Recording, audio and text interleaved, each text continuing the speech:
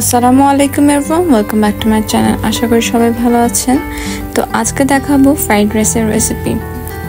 আমি চেষ্টা করেছি খুব সহজভাবে এবং খুবই মজাদারভাবে ফ্রাইড রাইসটা রান্না করে দেখানোর। তো আশা করি আপনাদের ভালো লাগবে।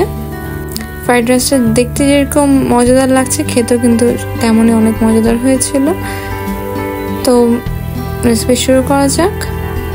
প্রথমে একটা প্যানের মধ্যে তেল দিয়ে দিয়েছি 2.5 কাপ পরিমাণ চাল।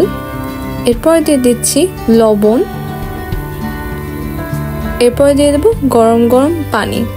2.5 কাপ চালের জন্য আমি এখানে দিয়েছি 5 কাপ পানি। এভাবে করে চালটা করলে কিন্তু চাল অনেক বেশি ঝরঝরা হবে। তো আমরা 80% চালটাকে সিদ্ধ করে নেব।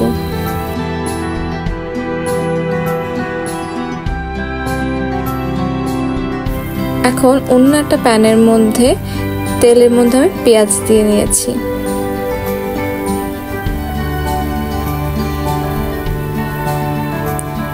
দিয়ে দিচ্ছি বটবটি। আজকে এই ফ্রাইড রাইসটা কিন্তু অনেক বেশি হেলদি বানানোর ট্রাই করেছি। দিয়ে দিচ্ছি গাজর কুচি,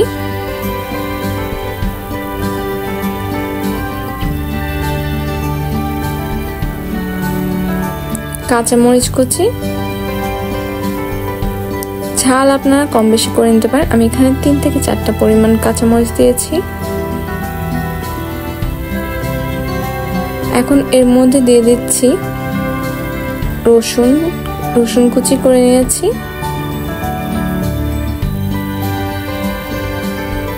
এইভাবে করে সাইড করে নেওয়ার কারণ হচ্ছে রসুনটা সুন্দর একটা স্মেল আসবে। এবার যখন একটু স্মেলটা বের হয়ে আসবে তখন আমরা সবগুলোকে মিক্স করে ফেলবো।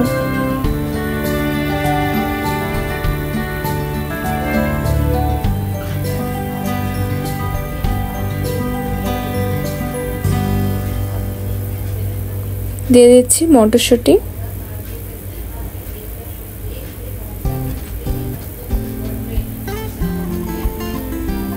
আরেকটা প্যানে ভেজে নিচ্ছি ছোট ছোট আলু।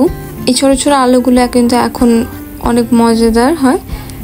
তো ফ্রাইড রাইসে যদি এভাবে ব্যবহার করেন তাহলে কিন্তু খেতে খুবই মজাদার লাগবে, সে কম বেশি থাকে। তো আমি ছোট আলুগুলোকে ভালোভাবে ভেজে নিচ্ছি। ভাজা হয়ে গেলে রান্নার মধ্যে দিয়ে দেবো। এখন ভালোভাবে নাড়াচাড়া করতে থাকবো।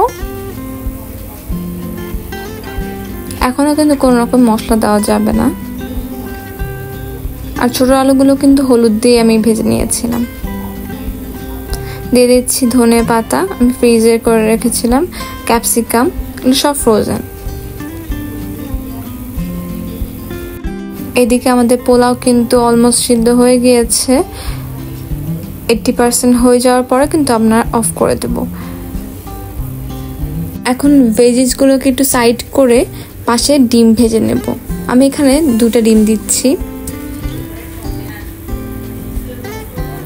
ডিমগুলো একটু সাদা সাদা যখন হয়ে আসবে তখন স্ক্র্যাম্বল করে ফেলবো। একেবারে সাথে সাথে দেওয়ার সাথে সাথে করা যাবে না, তাহলে কিন্তু ভালোভাবে স্ক্র্যাম্বল হয় না। খুব সাবধানে কিন্তু স্ক্র্যাম্বলটা করতে হবে। এমনিতে যদি আপনার আলাদা করে করতে চান সেটাও করতে পারেন, আবার এভাবে সাইড করেও করে নিতে পারেন। তো দেখতে পাচ্ছেন ডিমগুলোর স্ক্র্যাম্বল কিন্তু ভালোই হয়েছে। এখন দিয়ে দিচ্ছি এখানে ফ্রাইড রাইস মশলা। পুরোটুকু দেবো না, অল্প একটু। এখানে আমি 1.5 চামচ পরিমাণ ফ্রাইড রাইস মশলা দিয়েছি। এখন সব কিছুকে ভালোভাবে মিক্স করে নেব। দিয়ে দিচ্ছি সয়া সস 2 চামচ পরিমাণ, স্বাদ মতো লবণ,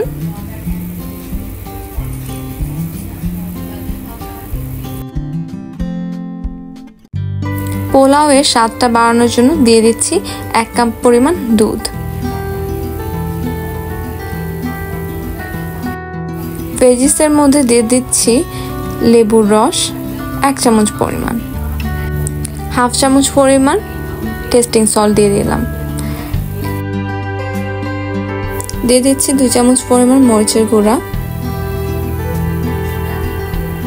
1 চামচ পরিমাণ জিরা গুঁড়া, 1 চামচ পরিমাণ গরম মশলা গুঁড়া, চিনি 2 চামচ পরিমাণ দিয়েছি। এবার ভালোভাবে নাড়াচাড়া করতে থাকবো। চাল কিন্তু দেখতেই পাচ্ছেন কি সুন্দর ঝরঝরা হয়েছে। এখন চালটা আমরা ঢেলে দেব ভেজিসের সাথে।